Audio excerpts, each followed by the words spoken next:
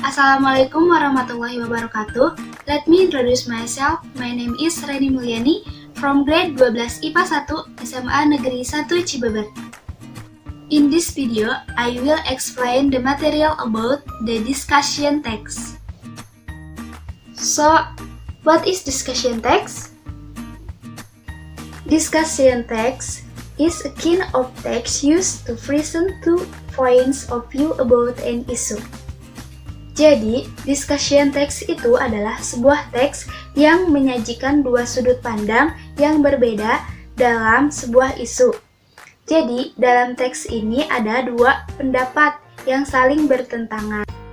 So, what about the generic structure of the text?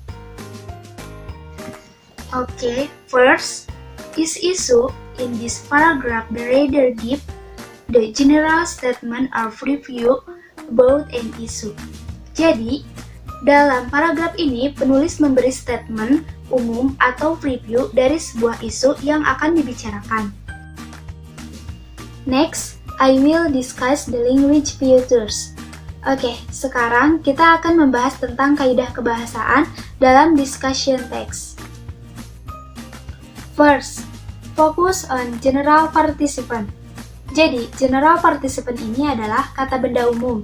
And then the second, use of material process. For example, have finished, have produced, dan sebagainya. And then the three, use of relational process. Menggunakan relational process. Contohnya, is, could, whose, are. And then the four, use of mental process. For example, feel, happy, believe.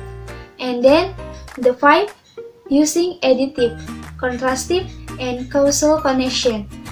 For example, similarly, on the other hand, however, dan seterusnya. And then 6, using modalities. For example, must, should, could, might, dan seterusnya.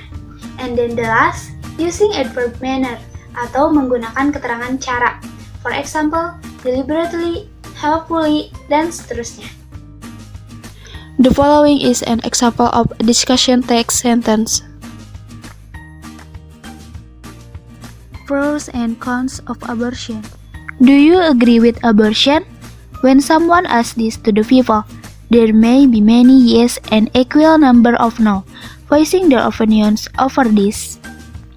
Abortion has always been a debatable subject amongst the masses as people have their own arguments regarding it. For those who are for, they think that sometimes life can be really harsh on us. In some cases, medical emergencies make a woman resort to this action because there is a possibility to be at risk if she delivers the child. In some other cases, some of the rape victims can be minors. They won't be mentally or physically prepared to have the newborn baby. Giving life to such an unwanted child may cause troubles for both mother and the child. After all, abortion implies denying someone a well-deserved life. Just because the odds are not in our favor, can we deprive someone the chance to life?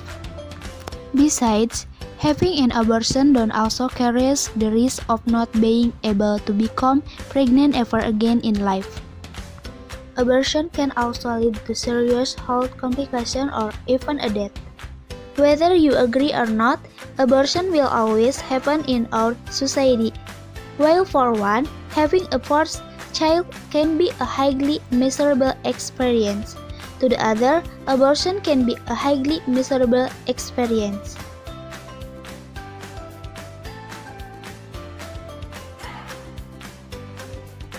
Sekian yang bisa saya jelaskan. Mohon maaf bila ada kesalahan dalam pengucapan karena masih dalam tahap pembelajaran. Kurang dan lebihnya mohon dimaafkan. Wassalamualaikum warahmatullahi wabarakatuh.